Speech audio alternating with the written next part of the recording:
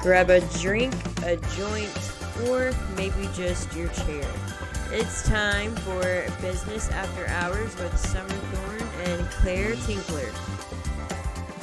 What's going on, everybody? Thank you so much for joining Summer, my beautiful co-host, and I today. We have Dr. Cammy Benton, who is an amazing medical doctor in the integrative field. What do you call yourself, Dr. Cammy? People call me a holistic doctor or an integrative doctor. So I grew up with little access to medical care. We didn't have very much money. We grew up in the sticks, and I realized I was 6 years old and I had a really high fever of 106. We had no telephone and no car, and my mom didn't know how to take care of it. She just prayed. And there are a lot of things like that. And my mom was a great mom. She did the best she knew how to do. But I realized, looking back, there's just been so much effort to disconnect people from how to take care of our own bodies and how to trust our intuition. And grandma's remedies have been demonized for many generations that has supported the current medical system, that it has really caused a lot of harm. And so I didn't go to med school for that reason. Someone said, you should go to med school. And I'm like, why not? Because I didn't know what I was going to be. I didn't think I was going to grow up to be a doctor, but in retrospect, I read books from the book fairs all about kids with scoliosis or kids with cancer, diabetes. And so my mom just thought it was weird. I guess I was kind of weird, actually. But it turned out I was interested. I just didn't realize. And because we didn't have people who had gone to college, there was not much push for anything for me. So I got to come across it organically. And so I was very thankful I got in the first year of practicing. I remember driving down the road. I'm like, is this all there is to medicine? There was I just felt like I was doling out pills and I was covering up the side effects from that pill. I didn't feel like I had any way of actually getting people better. And that really bothered me. But then I was working at that time, 70 hours a week. And so there's no time to go learn anything. Then through medical misadventures of my kids and my own, I had to find other solutions because they did not respond to normal care. My kids all had pretty serious vaccine reactions, and various things helped them. Like one needed functional medicine, one needed homeopathy, one had to do functional neurology. So I had these different ways of healing them. I had to learn how to take care of it because at that time there were not many people in the area. So I had to go learn myself. And then as I started learning all these things, it became impossible to stay in the regular medical system because as I learned, and I really started pretty early, even in residency, I learned more about nutrition, and I had a natural interest in herbal and home remedies. And I guess thinking back to my childhood, it wasn't a conscious thing, but I wanted to teach people how to take care of themselves at home and not have to depend on the medical system.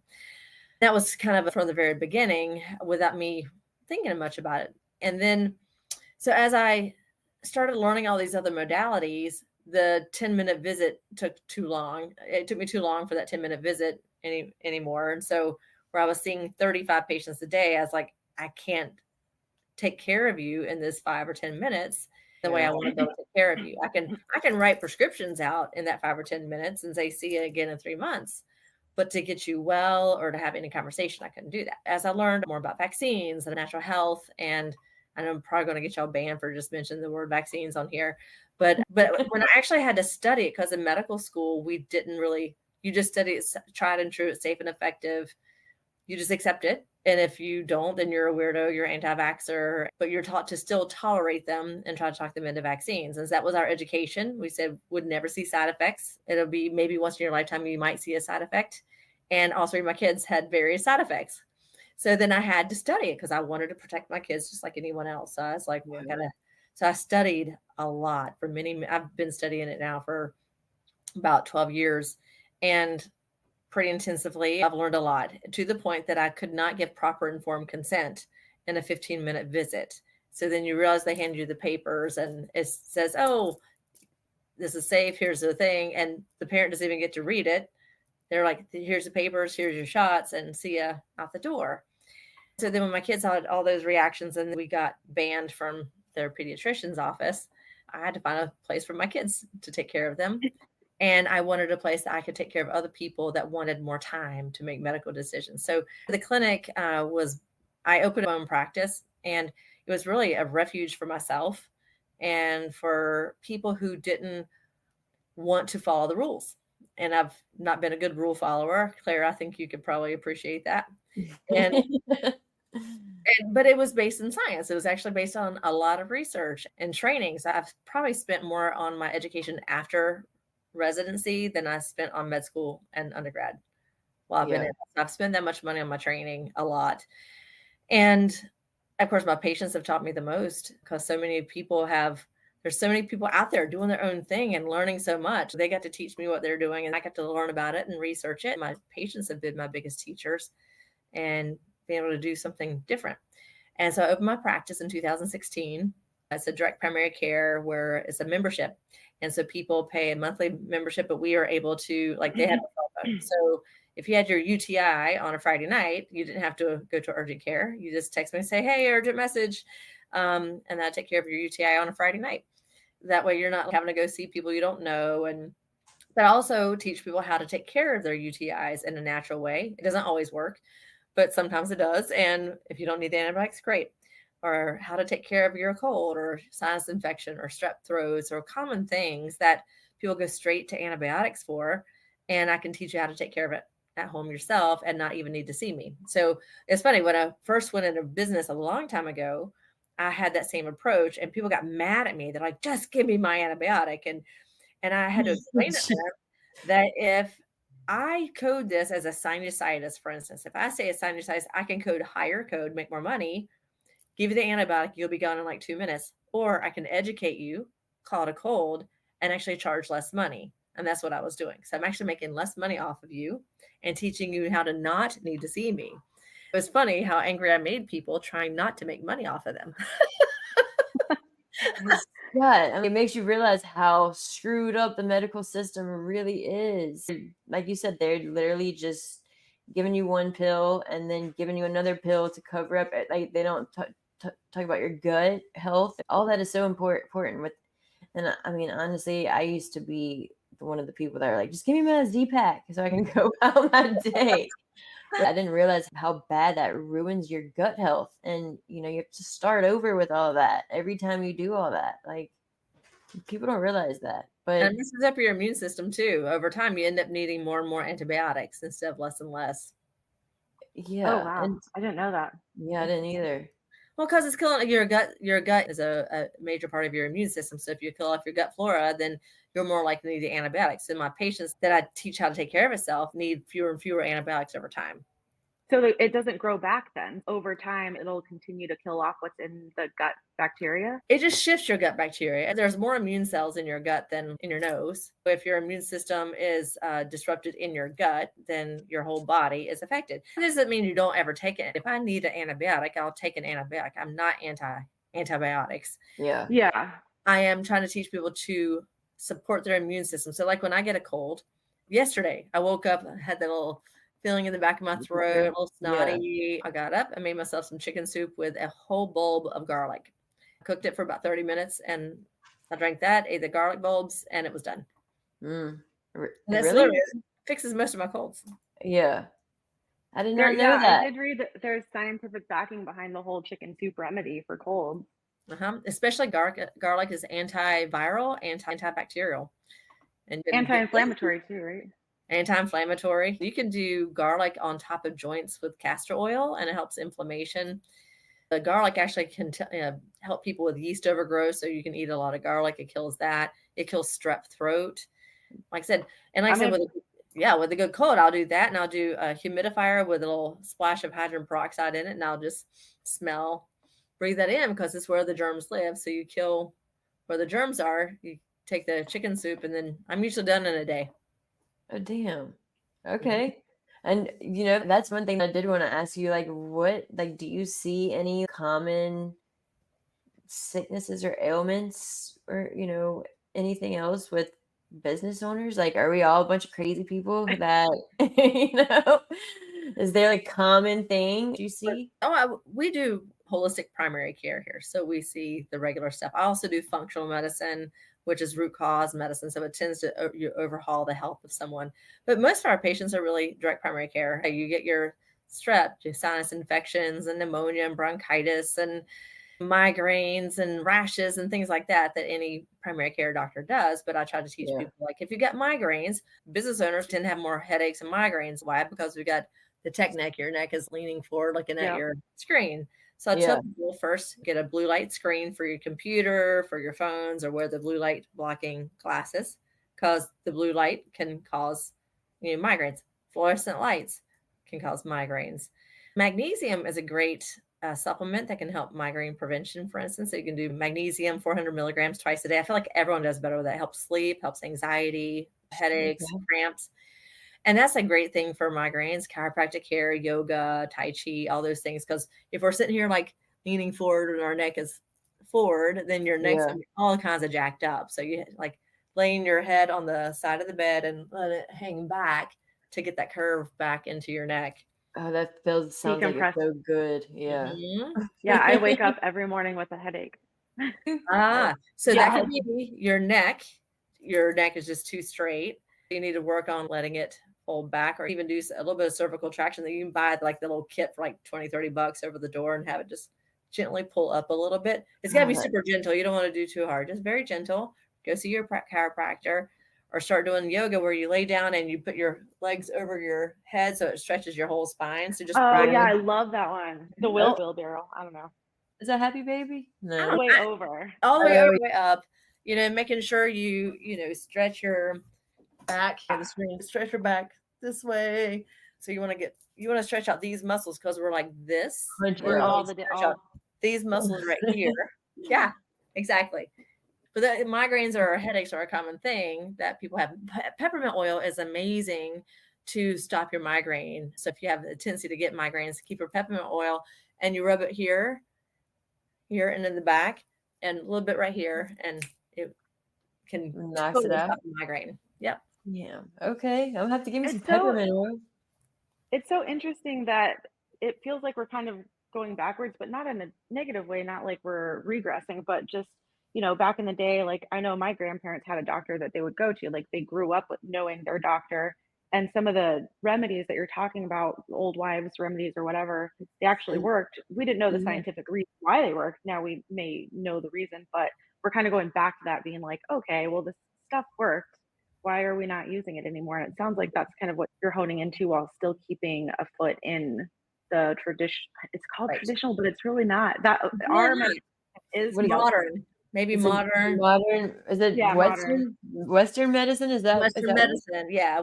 And that is the irony, Summer, is that it's great marketing. In the 1920s, Rockefeller, we're still suffering from Rockefeller's daddy wound. Yep. So I don't know if you know the story, but Rockefeller's dad they were very poor growing up.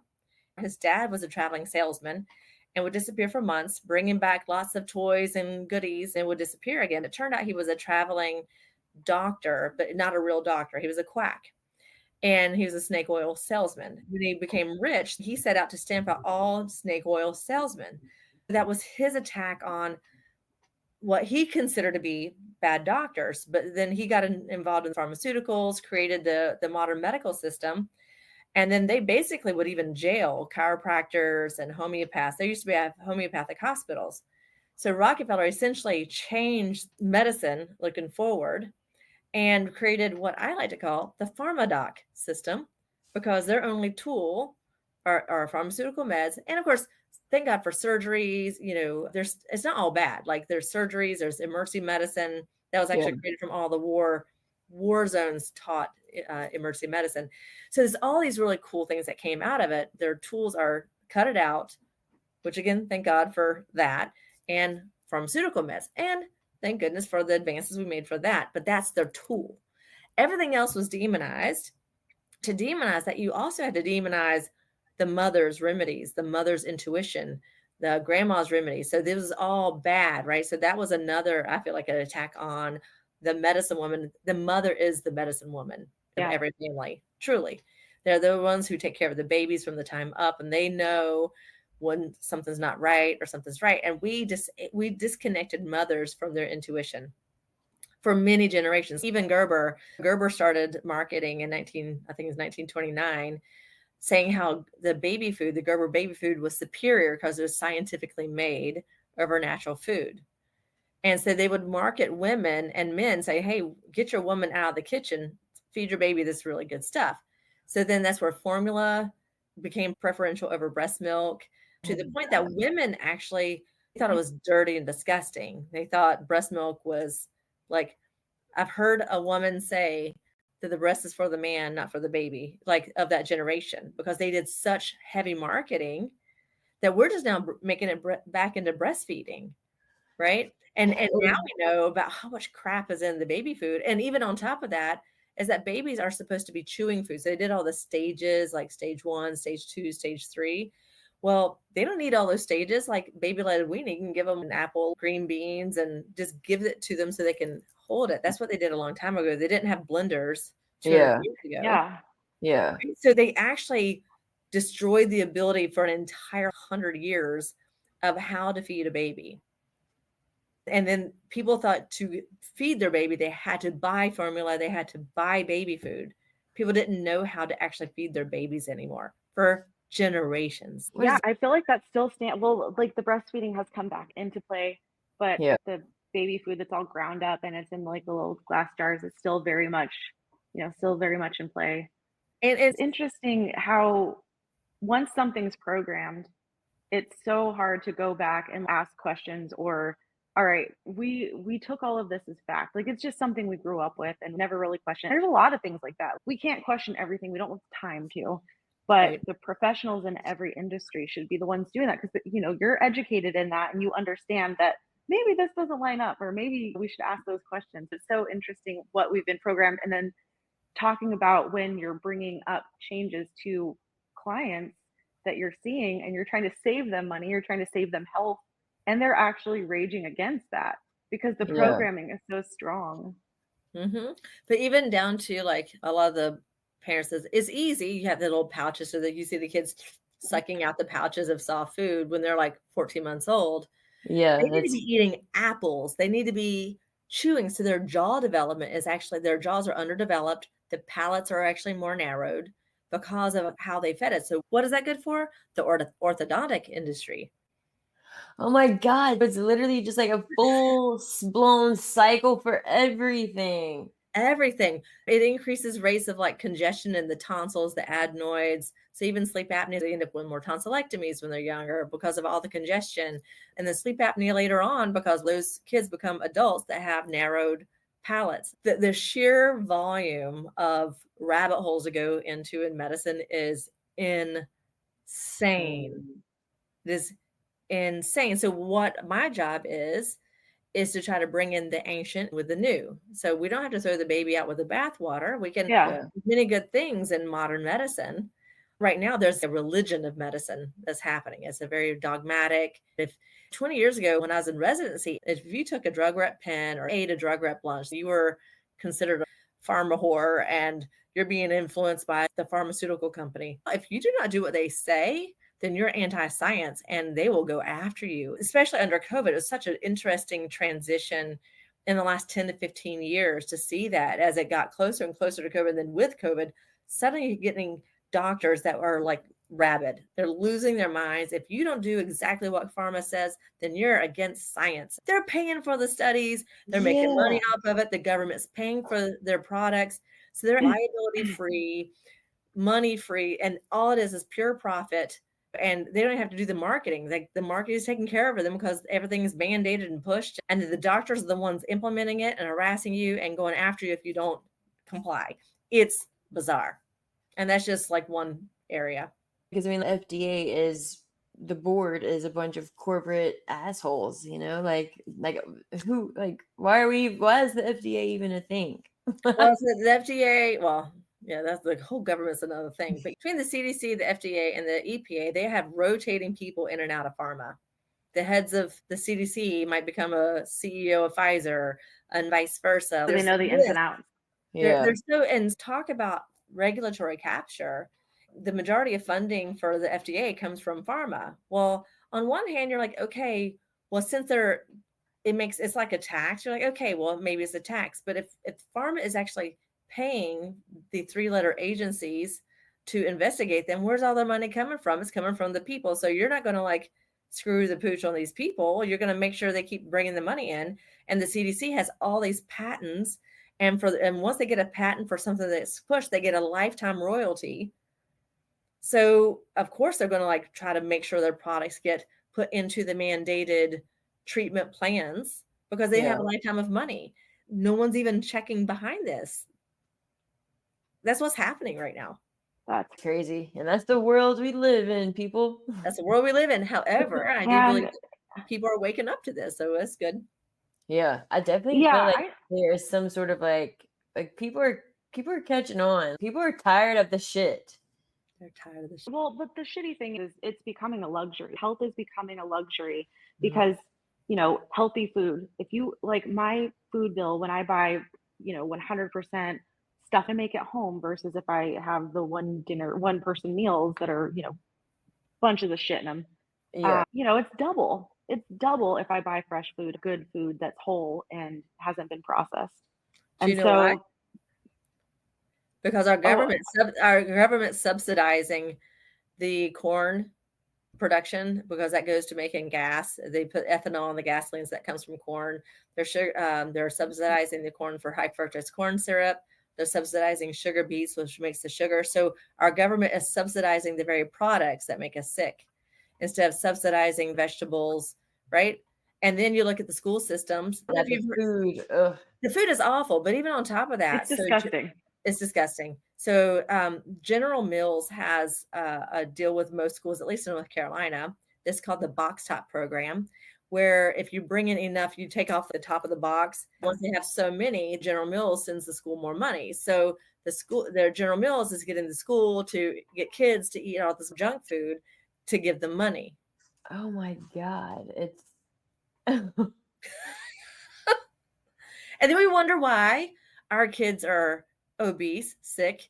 They all have ADD. Of course, the teachers are giving them sugar and candy for the rewards.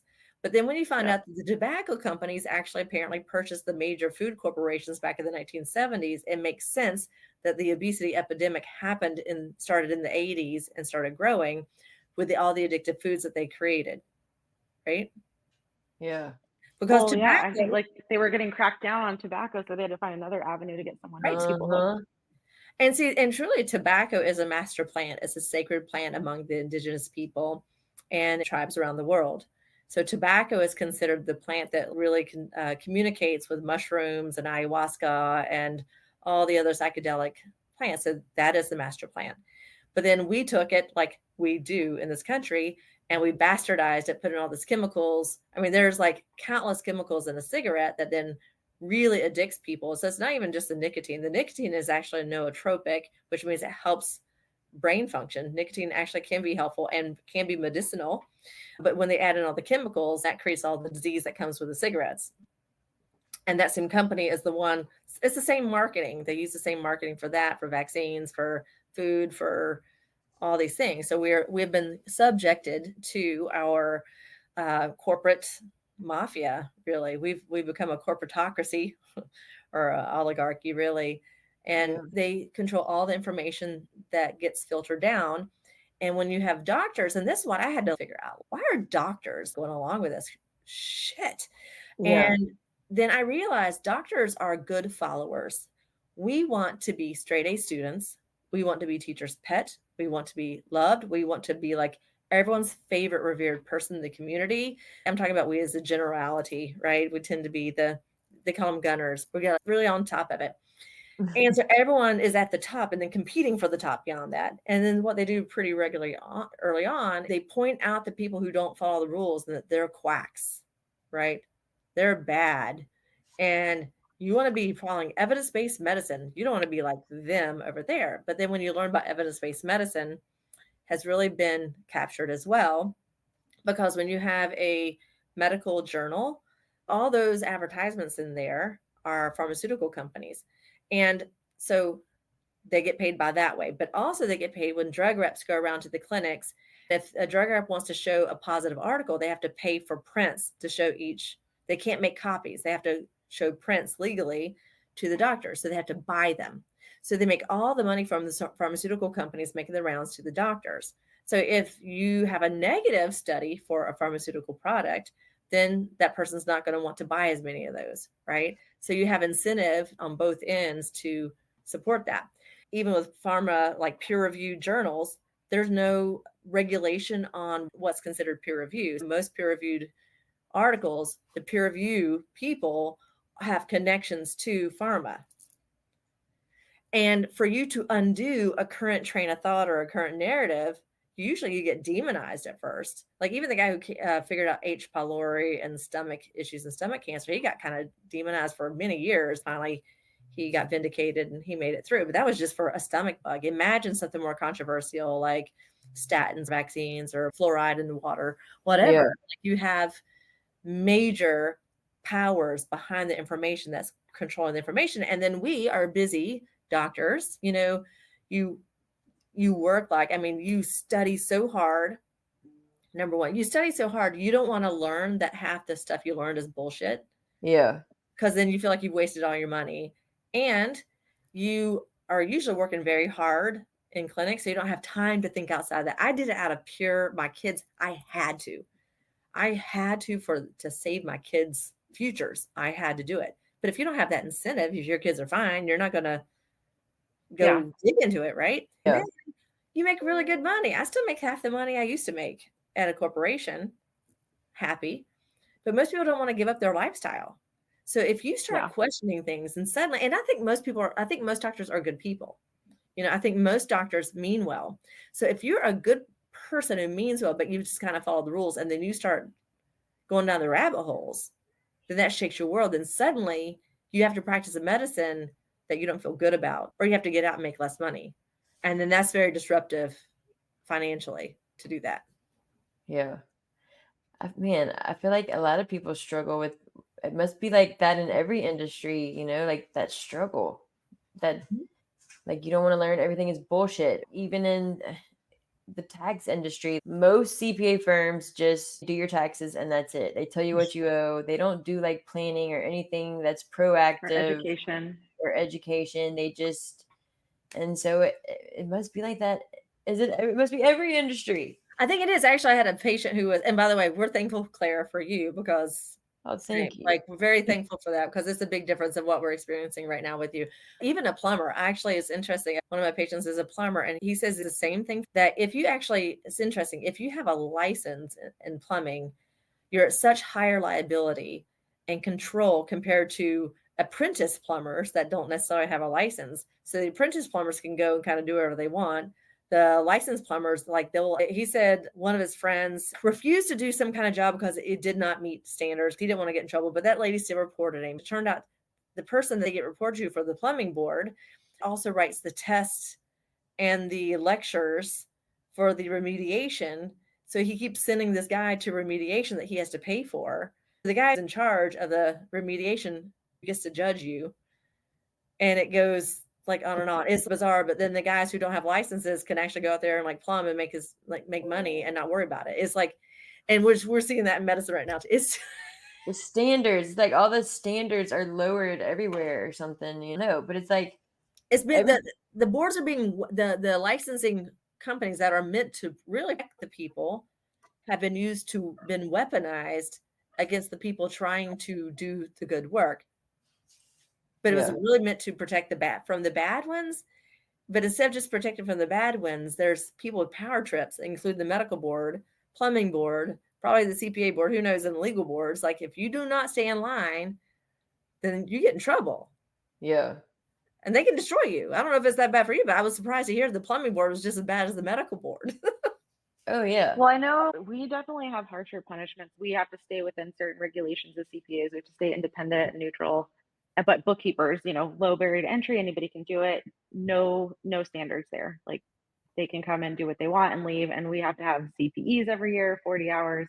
We have to abide by ethics rules for every state that we're in. The laundry list goes on. But yeah, it is interesting. I don't know anybody that high up in the accountancy board, but I'm sure there's corruption there too. Yeah, I'm sure it's same damn thing. Yeah. So I do believe that it's like finding the balance. I mean, whether you're a teacher or a CPA, a doctor or a plumber, apparently, we've created this whole world that looks to be a certain way.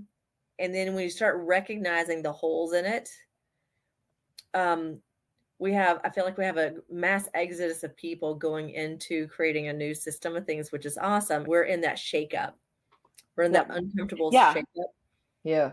And I've always been attracted to businesses, which is why we're in the cannabis space and psychedelic space and do the accounting. Where accountants, by in mass are typically pretty conservative. But I really love companies that are willing to not, you have to take a risk to be a business owner in the first place, but to go into a space that's new, hasn't been tested, regulation heavy, very lots of failures. The people that do stuff like that shake up the industry. I wanted to ask you about this company. There's a company called Sidecar, and they're doing insurance different than other companies. I was like, yes, I love this company because they're doing something different, something to break the mold. Yeah. And I saw the other day that they're growing and offering plans to businesses now instead of just individuals. I was like, hell yes. So I've always had a special place in my heart for entrepreneurs because that just takes badassery. But two, the people that are willing to ask the questions, to break the molds, to see something, say something, do something, that's a whole nother level, Yeah. That's actually why we picked Claire. I was like, we're like, they gave us a list of people. I'm like, we saw her website. I'm like, that makes me happy. It's like we need like a total paradigm shift sometimes, and like, like as soon as a record is broken, more people start to break that record, even though it's already broken. But it's like you do it. It's like total paradigm shift, and you're like, holy shit, we never realized any of this. We never looked at it this way ever, where and of course it's just always lessons, but yeah, it's just insane how everything is so interconnected. Well, see, even Kyle and I and my husband, we did a sexual health class, and it was literally is a very foundational sexual health, like communication, eye gazing. It was not actually about intercourse. It was just we said sex ed 101, and we had them hold the whatever the company held the money wouldn't give us the money because we were breaking some kind of ethical rule. Oh, I'm like, this is for grown-ups. I can't have a sex ed one. We can have sex ed in school, but I can't teach sex ed to adults for like gazing and it is bizarre. And here we are. We're getting in trouble for sex ed. And I'm sitting here like, all right, so I've already gotten in trouble for number one, doing integrative medicine. I did not in full trouble, but it's sort of paving the way in the area for integrative medicine and then functional medicine and then vaccine related stuff, which freaks people out. And then, I'm learning about psychedelics and sexual health and everything. God, why do I keep choosing such taboo things? That's the thing. It's so interesting. Like all of those different things are like so interesting. And it's like, why have we kept it all hush hush? It's been like, oh, something so bad. Nobody talks about it, but it's all so interesting. So why are we not talking about it? It's weird that we're not. Because truly, whether it's functional medicine, which is root cause medicine, or psychedelic medicine, which is just teaching us who we are inside. And that's like, it's connecting us between the earth and heaven. It's connecting us to each other. It's making us question, which again, why, when that psychedelics can prevent the need for antidepressants, anxiolytics, cures PTSD, depression, anxiety, and brain health. Like it saves people's vitality, right? And then sexual health. Hello, I do family medicine. And when I have a couple that is connected on a soul level, can you imagine the impact on the kids in the household, right? So really, it breaks all the generational trauma and everything. Right. Root cause medicine is the spiritual connection in our souls to our sacred partners and be able to have that and model a healthy, happy relationship, but on a soul level and be able to model that for our children. Could you imagine us raising an entire generation of people who's able to actually think critically, who can communicate in a more conscious level with love, connection? I mean, hello, we could actually save the world. Like literally, why would we not want to? I know. Like, why are we always fighting each other? It's so stupid. Right. Whereas if you can actually learn how to connect on that soul level or find out, sometimes psychedelics can help bring about the idea that you don't align, and that's okay too. That's a gift. When you find out you don't align, you're like, oh, okay, we don't align. Well, how do I align? How do I align with myself? And then you attract the person you align with, and then you can move forward. It's okay. Who says we have to align with the first person we've been? Not that I'm saying anything's wrong with your husband, but like, in general, like that helps us Yeah. to like clear out our space and find, because if we can't, the psychedelics opens up our hearts for ourselves first. If you love yourself, you know who you are, then whoever doesn't appreciate that can go on. Yeah. And I feel like if they don't appreciate you, it people that just they're not, I don't know, like we're all on our own path, you know? We're all on the same journey, but we all have our different paths, I feel like. Right. And that path, you might have your general core goal, like kind of patterns in life. But then we also go through spells where we're just going to, is this where you grow with someone? Sometimes you have to go, all right, we served our time. That's Soul Contracts, one of my favorite books. It's called The Little Soul in the Sun. It's a children's parable. And it's like you can find a PDF online. It's Neil, the guy who wrote Conversations with God. But it's a little short parable. And it talks Yeah. about these little angels. And the angel says, hey, God, I want to know what it's like to be human. And God says, I don't know. It's pretty hard to be human. Are you sure you want to do that? Okay, yeah, I want to do it. So the angel says, I think I want to learn forgiveness. And so the little other angel friend says, hey, I'll help you learn forgiveness. All right, let's go. To teach you forgiveness, I'm going to have to do something really horrible. I'm going to have to forget who I am as this light. And I'm going to do something really horrible to you. And as I'm doing it, try to remind me that I'm a light of God. And if I just can't, it's okay. If you can see the light of God in me and you can forgive me, then that's how I can teach you the lesson. Right. So then you think about all the soul contracts that we have. At one point, I was married to a man who, I'll just leave it, he's the gift that keeps on giving, that I'm glad I'm not with anymore. And it gives me opportunities to forgive on a regular basis. And I was with a big corporation. I've got a whole other story about them. But for me, it was a very toxic experience. There are the people who like them just fine, whatever. It's a corporation. It's just the biggest corporation in the area. And I had them at the same time, and both felt like both were abusive to me in their own way at the same time, to the point that it broke me. I had to find myself again. And I find this is a common age between 39 to 42 is a common age for women to have their, I like to call it a midlife discovery. I don't like to call it a midlife crisis. I like to call it a midlife discovery. So then we get to find out, all right, who we really are. Because you go to your 20s, you don't know who you're supposed to be. You're just trying to like No, no.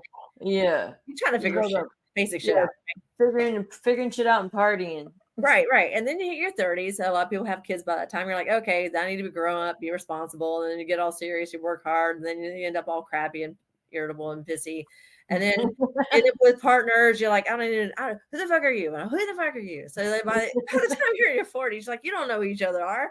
And then you got to figure out, right, you want to grow together or do you just, or not? Sometimes you do, and y'all can grow together. Otherwise, then you just figure out who the hell you are. Like, so women tend to start in their 40s and men tend to start in their 50s, I feel like, of having their midlife discovery. Okay. So, as usual, we're ahead of the men. And so then you go on this deep spiritual journey of remembering who you are and the magical, mystical being that you're supposed to be, right? That we already are. We just have to unpeel all the like the onion layers of conditioning of what we've been told we are, what we've been told we're supposed to be. And then when you get to that, the unpeeling, and of course it's a journey, not a destination, then you get to make clearer decisions on your life's path. What do I want to be when I grow up? So now that I'm 51, I get to say, okay, well, I've now got a whole other half of my life. I'm counting on being healthy. And so what I'm going to be when I grow up, and it's a beautiful, and of course I have Kyle, who is like he's like an angel. I was given my last husband to see the contrast, and I'm so full of gratitude. I got the other extreme opposite in my next half of my life, and so full of gratitude. It took 47 years to meet him, but it was great. And anyway, so it's something to consider, our soul contracts. I mean, that's important when you have people who are abusive or horrible or just, and they could be short term, it could be someone in and out of your life. It could be there for a while. It could be a job. It could be something, and it's here to teach us lessons. And and diseases, illnesses can teach us lessons. Once we start seeing ourselves as spiritual beings, energetic beings, then it's a little bit easier to, even with health, because I can look at women and basically pick which ones have been molested or are raped or something like that. There's lots of pelvic related illnesses. Or people with upper neck and back pain, they feel the weight of the world on their shoulders. They tend to bear the brunt of the responsibility of the family or the financial relationship or something like that. Money is also a low back kind of thing. So there's certain patterns that you can find in people. And so when you let people know those patterns, they can start undoing the story they've told and release the emotions related to it, and they can actually heal. Oh, So, low back pain. like, I'm like, I know what. like coming from a business aspect and talking about ethics and talking about your practice versus big corporate practice, have you found it difficult to balance your ethics, but also having to make enough money to keep the business running so that you can continue to serve people? Do you want it to grow so you can serve more people, or do you want it to stay small so that you can stay true to your ethics and values? Was it hard to balance that, or is still hard?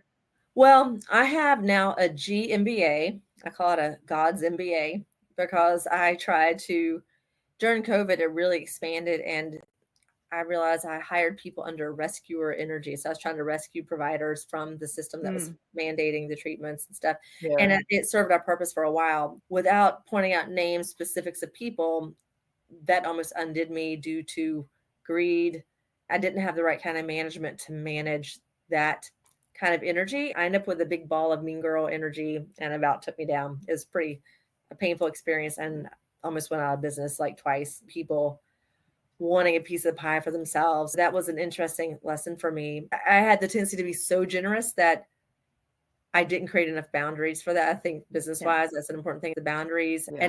And I had a lot of money trouble because I did grow up so poor that I wanted to be so generous to everyone that generosity was, I think I invited in people in my life that were vampires and not the right kind of energy because I was saving them. So with the saving energy, I think I invited people to save, and it did not do well for me. So it's energetics of money is a very interesting thing. And so then I did a lot of money work, and now I'm surrounded by angels, just like Kyle. I have just amazing people, and now my business is starting to thrive. So that was an interest, and so a lot's happened. I did recognize that as we got bigger, things cost more money because you had to have more people, and that was a struggle. But then I think through the money issues, what I've realized, I don't even know, I'm still in the process of recovering from that spell of people that, like I said, I think they just took advantage of it. And so we're still recovering. I don't know where we're going to go next, but the ethics of it, I feel very proud of what we do and what we charge. I used to charge very little, again, out of the guilt, and I could barely, we're always struggling. And then I realized everyone's still going to their primary care doctor. They get 5 or 10 minutes visit. They're paying the doctor, either the insurance or they're paying the doctor $150 to $250 for a 10-minute visit every 3 months to never actually get better. Yeah. So seeing us, we're actually getting you better and we're supporting you. We spend 30 minutes to an hour with you for every visit, and we get to know you. You have access to us, and our goal is to teach you all the old remedies to teach you how to be independent of the medical system. And to me, that's priceless.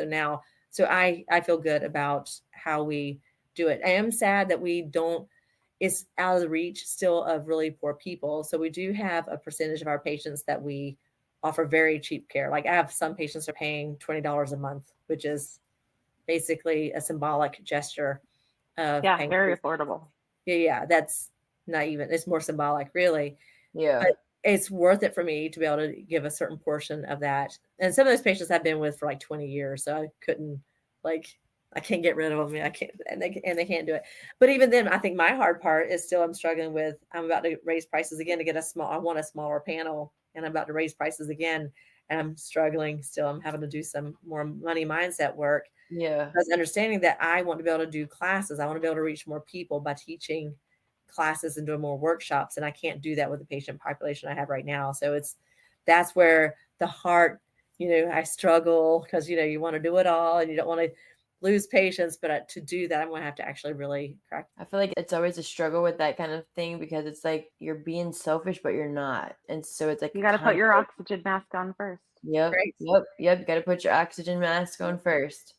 Right. So I think that's the hardest when you're in it for your heart. You want to serve people. early on, I'd have people like, even when I was charging $75 a month, we were like, oh, she's greedy. Look how much she's charging. And you're like, dude, I'm making a fraction of what I used to make. I felt the need to Yeah. defend myself. And at this Yeah. point, if you don't see the value we offer, but Yeah. we're full, we've You don't been, want you as a client. yeah, Yeah. we've been full, we've been growing. And now that and that's the other thing is that now that I've learned so much about spiritual medicine and psychedelic medicine, because when I did the functional medicine, I felt like I was hitting walls and I couldn't keep people better. And so that's what got me into the psychedelic medicine field and the spiritual health. And because I went through college and I didn't smoke weed. I had my first drink at a party when I was 26 years old. Damn, girl. Yeah. So you held out for a long time. Teetotum. I was 47. Actually, it's funny. The first psychedelic I did was 5-MeO DMT before I did anything else. Like I went straight to the Hardcore. Yeah. I did that. And then a month later, I did ayahuasca. Then I eventually got around to mushrooms. It's funny. I did it backwards. I've done ayahuasca like 21 times in Central I want America. to do that so bad. Yeah. Like, I don't know. Mushrooms are, I think, quite frankly, ayahuasca has a different energy about it, but mushrooms are way more pleasant. is it? Yeah. Yeah. Okay, Yeah. yeah. Well, That's I interesting wanted to do that ayahuasca. It's Yeah. worth Intrigued, doing. but It's worth doing it. It might call you, but for me, the taste is like I can't even with the taste. It's so bad. Kyle likes it. My husband likes it. He said it tastes like sexual chocolate beer. Have you ever had sexual chocolate IPA beer? No.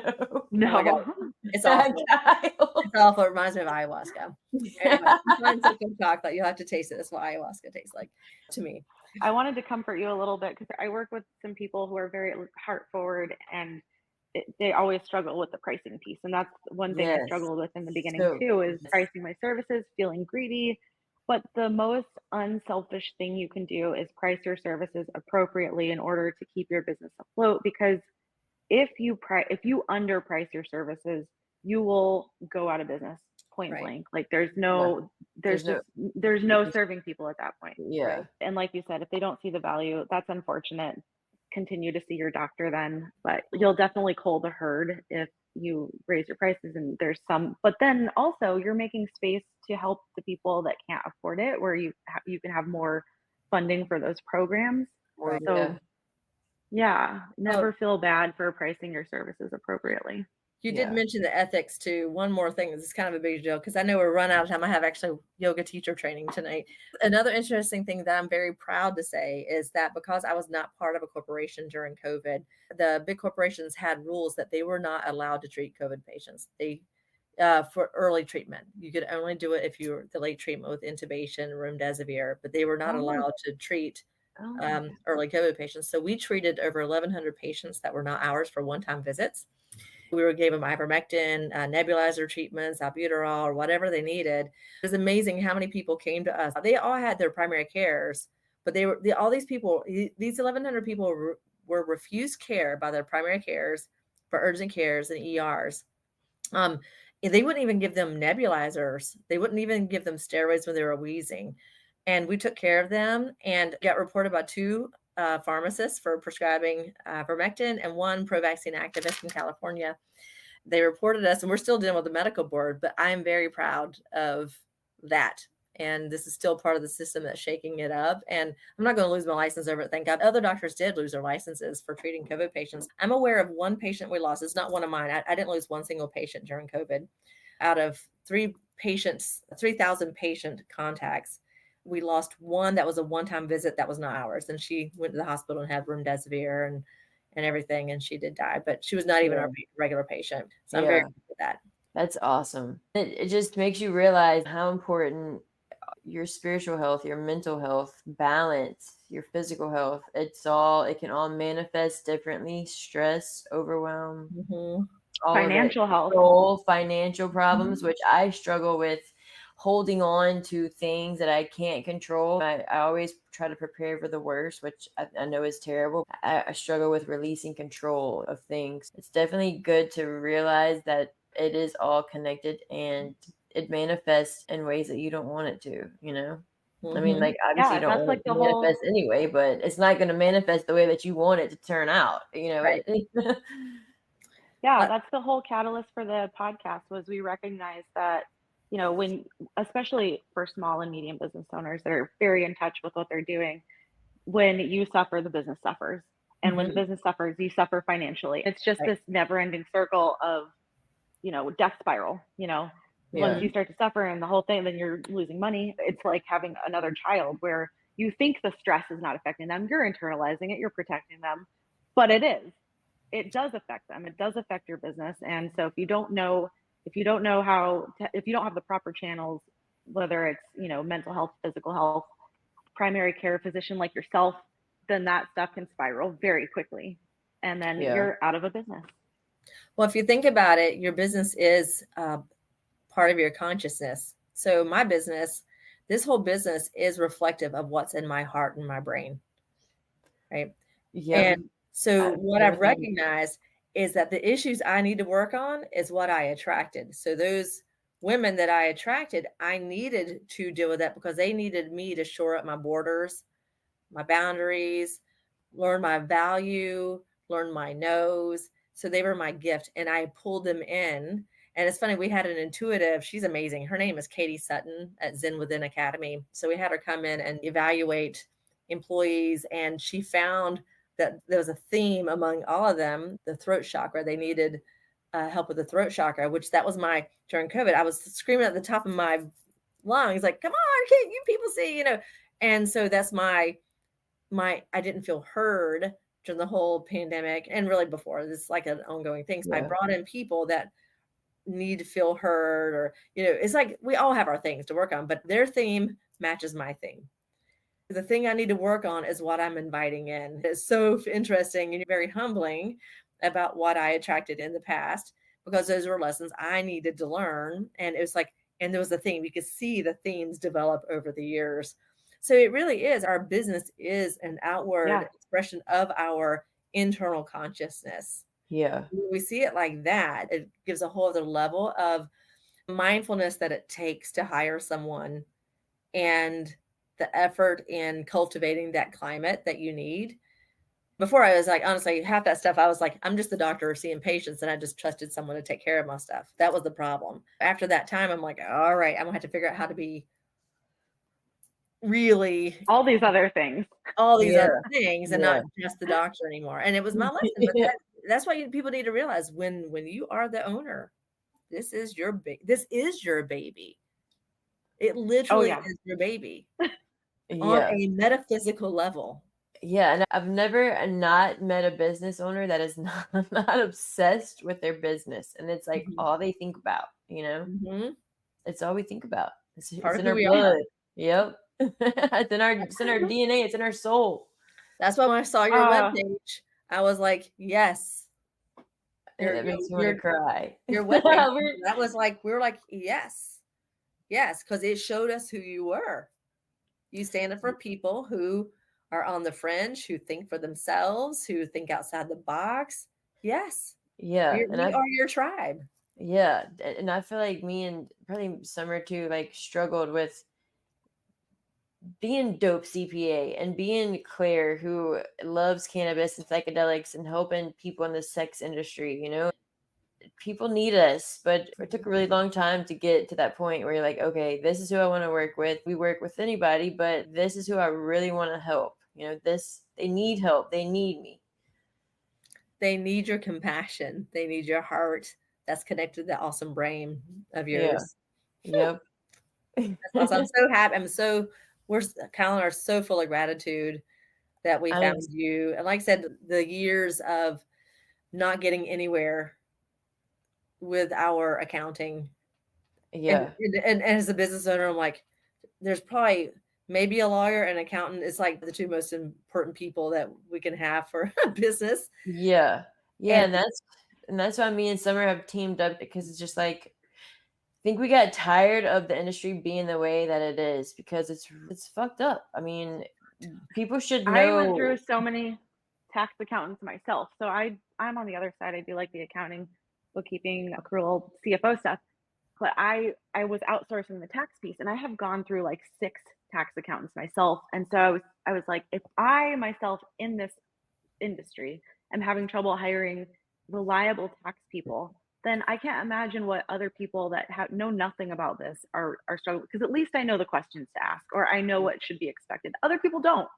And Yeah. so I Yeah. was like, this is ridiculous. How is there other CPAs just not being responsive, not answering clients, taking their money and leaving? Finally, I came across Claire and I was like, all right, we need to partner. Yeah. Mhm. Yes. Thanks. There's all kind of good stuff going on with us, and it sounds like there's a ton of awesome stuff going on with you too. I wish you were in South Carolina. Maybe you can start an online membership or something. That would be pretty cool.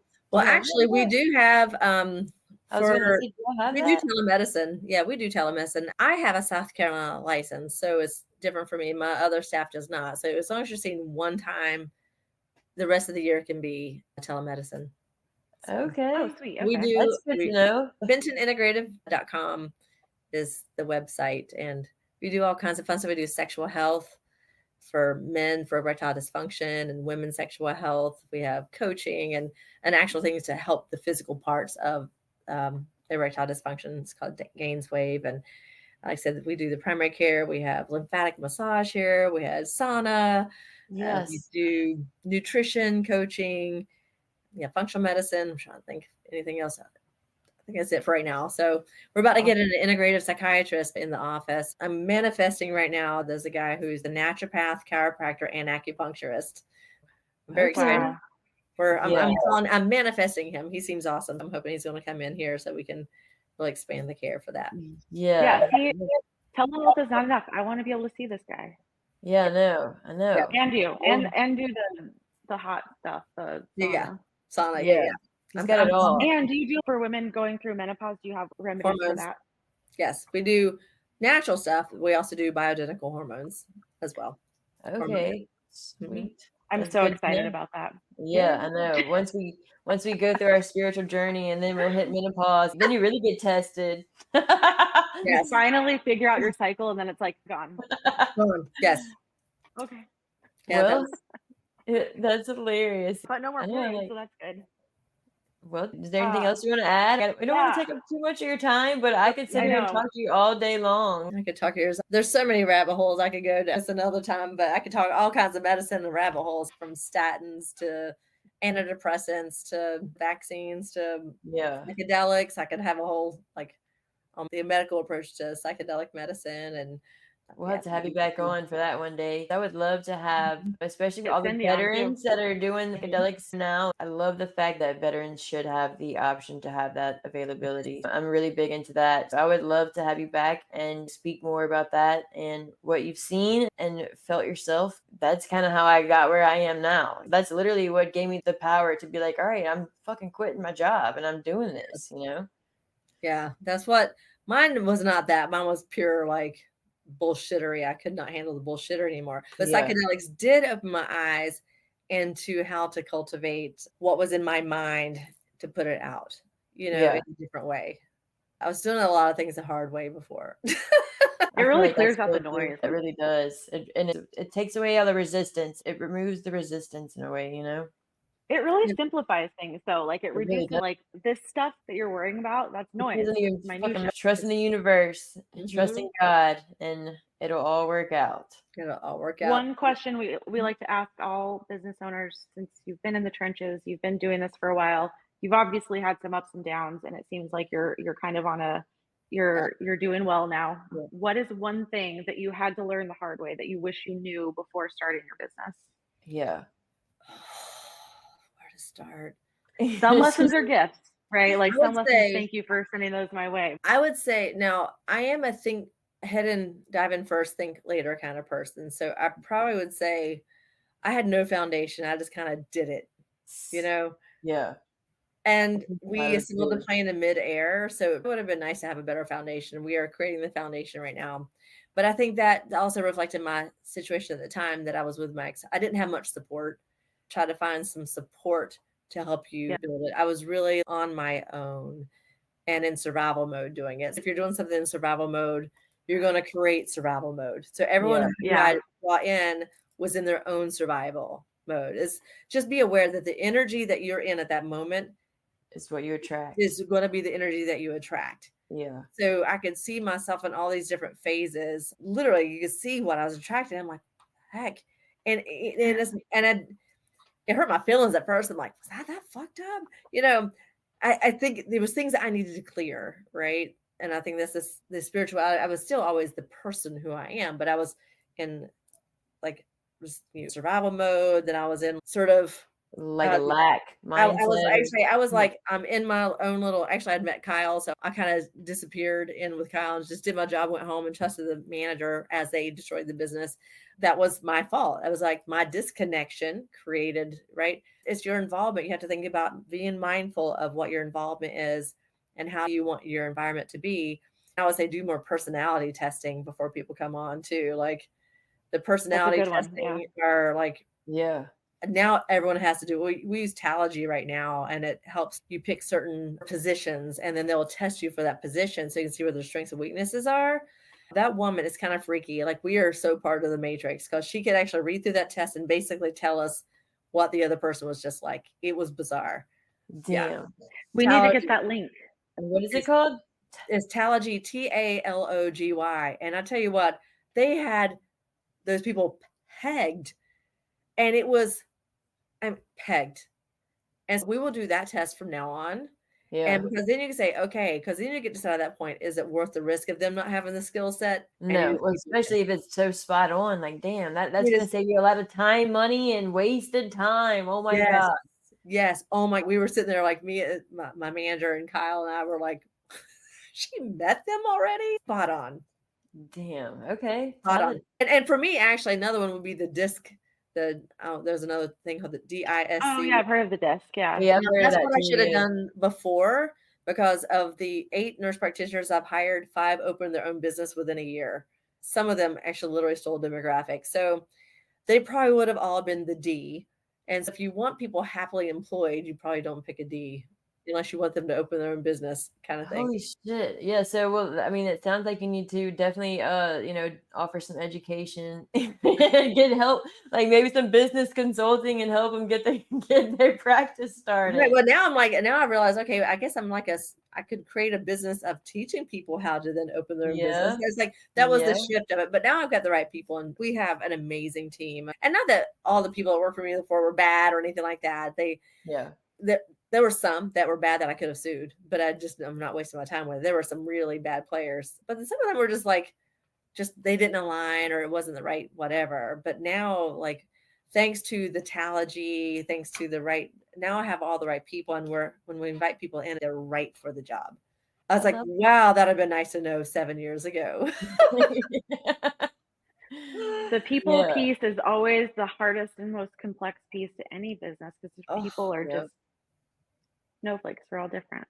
Yeah, because if you don't know what you're doing, you're going to get people in there taking advantage or stealing from you. And I think I went in kind of very gullible, and I just believe the good in everyone, and I just believe everyone's going to believe in the mission, and they didn't.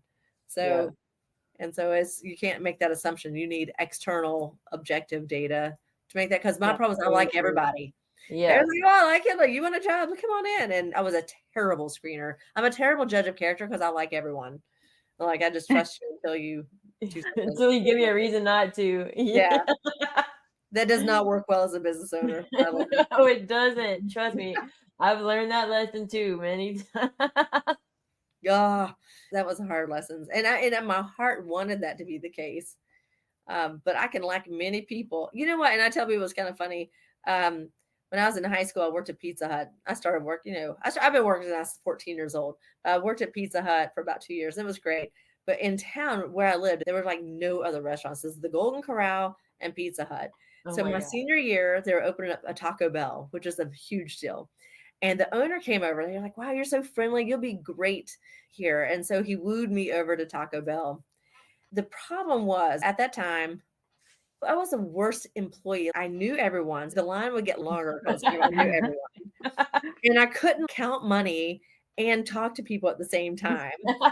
The drive-through was even worse. Back then, the drive-through people took your order, they made the order, and you paid for it. Oh my God. Yeah. That's back before the day of multiple windows, right? So I was like, I know I can't do that. So I ended up the janitor at Taco Bell. Where I was like, I could not do the job at Taco Bell, but I'm a doctor. And I was I meant well, But that's where the beauty of the Talogy test comes in. You can have someone who's highly intelligent, but if it's not the right position, it will tell you. And that's sort of my lesson of like this.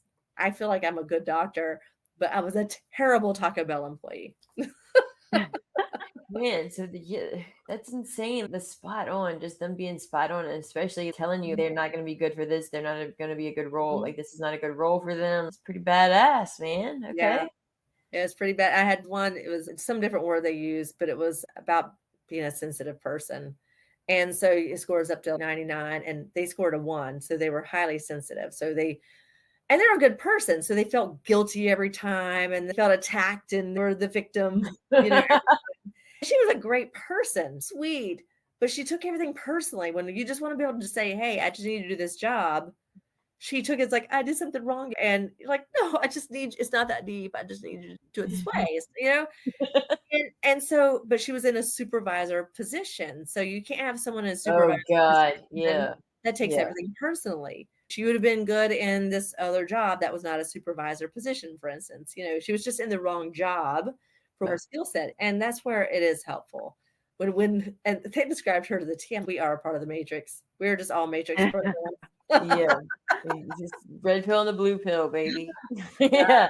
I've actually thought about using those for our potential coaching clients, because there's definitely some clients that would not be coachable. Like, we don't want them. They're going to be dissatisfied no matter what. So I've thought about doing one of those personality tests on our clients before taking them on, just to be like, it's going to be a no for me, Simon. Yeah, I think it's a great idea. I think it's an amazing idea. Like, I would have never even thought about that. It's pretty damn good, Summer. Yeah. We're building a plane right now. Yep. Great. I highly recommend that. We do screening now for more complicated functional medicine patients too. So if they're scoring low in these other things, we're not a good fit. Because same thing, if you take those people on and you try to coach them up, they give you bad reviews. And the reality is that you never got along in the first place. And so it's biting yourself. It's just biting you in the ass, Yeah. You can't save everyone. Yeah. Nope. You can't care more than they do. I've learned that the hard way. Yep. I've learned that the hard way. Know your worth, but knowing your worth, that's one more thing too, is that early on, like I said, I try to save people money. And I have this big program. At that time, I charged like $5,000 it's a 6-month program, but it's really an overhaul of your health and included lots of tests. So really, I didn't really make much money off of it based upon what we put into it. But that was still what I charged. And then I'd get people coming in and are like, is that much? I thought you could do it for like $600. And you're like, you got 3 10-minute visits with your doctor at the primary care for that. Like it's more than that. So then they complain. And then you get some people a couple people call me greedy at first. This is earlier on when I didn't have my structure. And I'm like, I'm not greedy, So then next thing you know, I'd let them talk me down. And then okay, fine. I was like, I remember one woman, I let her talk me from that program into a monthly membership to $175 a month for her kid, which is still based upon some of these people, utilization is nothing. Yeah. And then she was like, what exactly am I getting for this $175 a month? And she still complained about it. Something like that was the last time. No matter how cheap I tried to make it and they complain. People are going to always complain. So if I didn't know my worth, why should they know my worth? Yeah. So then when I started realizing my worth, I'm like, this is what it cost to see me, because this is the amount of money and effort I've put into my knowledge. Then this is what it costs. If it's not in your thing, sorry, go find someone else, because there's people doing it cheaply out there. You can find someone to take care of you, but it's just not going to be me. And once I learned my worth, I don't even hear that anymore. It's like because they're the mirror. They're our mirror, right? So we learn our worth, and then suddenly they realize our worth. They see me as worthy. And I haven't had that problem anymore. Yeah, for sure. I think once you put up those boundaries that people have to test them before you put them up, because you're like, all right, everything's free flowing. And then people test them. You're like, all right, that needs to go up. That needs to fortify this.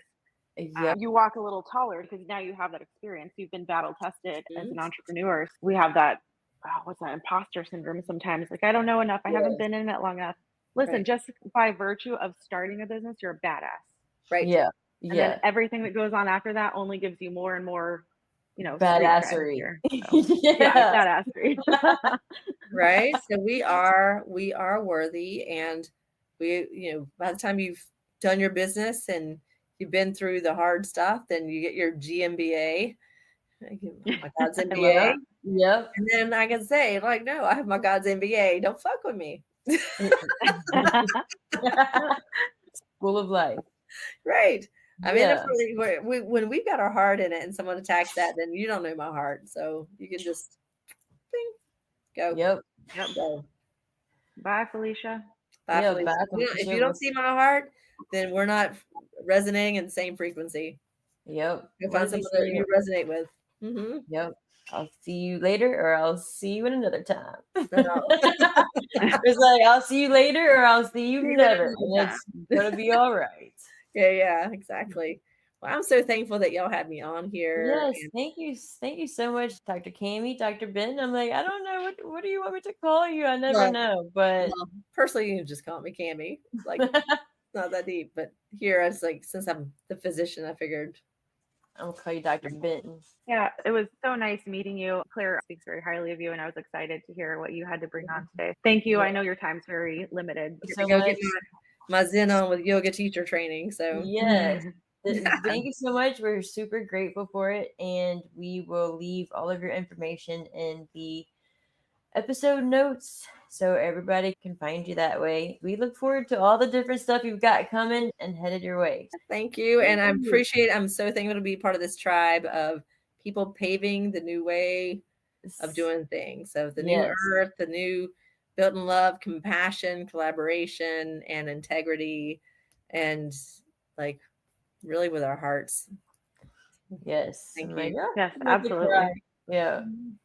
Means so much. We love you. We love to have you in our tribe also. So we can't wait. The future, Yeah. we're definitely going to have you on again. So be on the lookout.